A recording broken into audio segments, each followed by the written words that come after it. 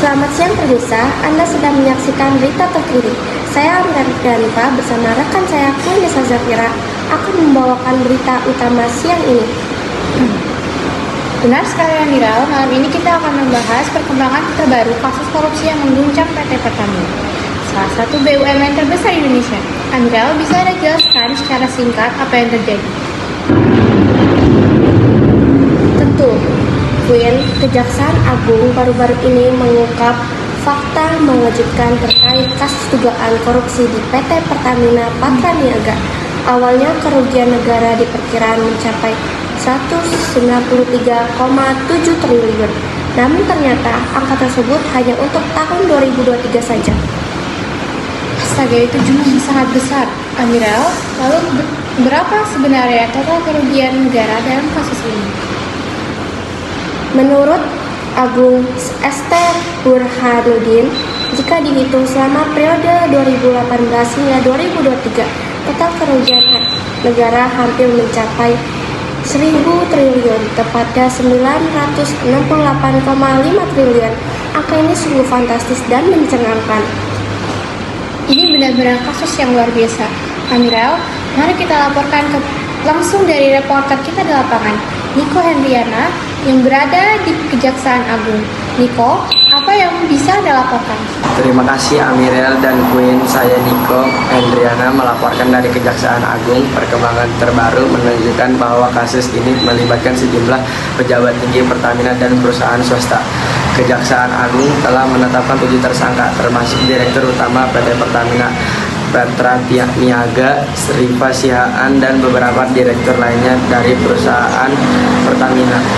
Niko, bisa Anda jelaskan bagaimana detail tentang komponen kerugian negara dalam kasus ini?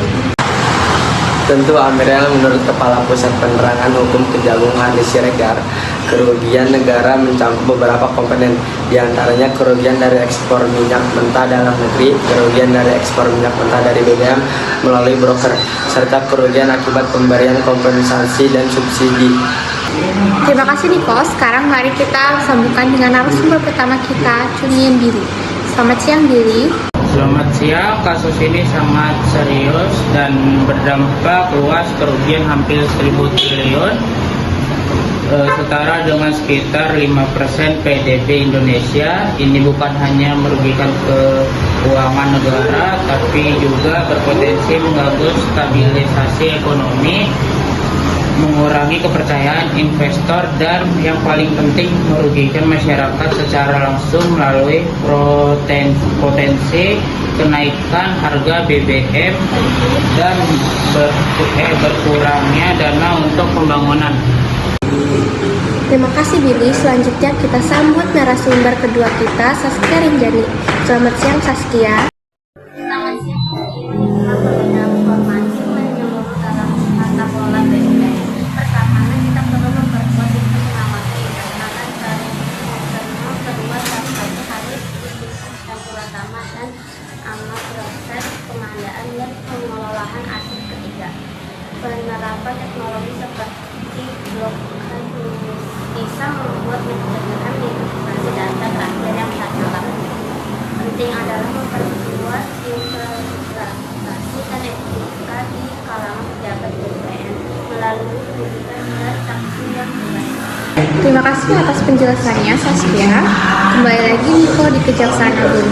Niko, apa langkah selanjutnya yang akan diambil oleh Kejaksaan dalam menangani kasus ini? Baik Queen, menurut informasi terbaru, Kejaksaan Agung akan terus melakukan penyelidikan mendalam. Mereka juga berencana untuk memeriksa lebih banyak saksi dan mengumpulkan bukti tambahan.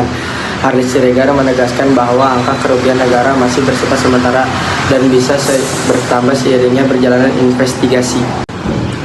Baik, terima kasih Niko atas laporannya. Permisa, demikianlah perkembangan terbaru kasus korupsi di Pertamina yang telah kami sampaikan. Kasus ini jelas membutuhkan perhatian serius dari semua pihak.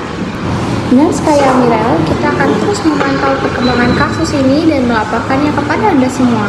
Sekian berita terkini hari ini. Saya Nisa Zafira dan rekan saya Amira Rifa mengucapkan selamat siang dan sampai jumpa.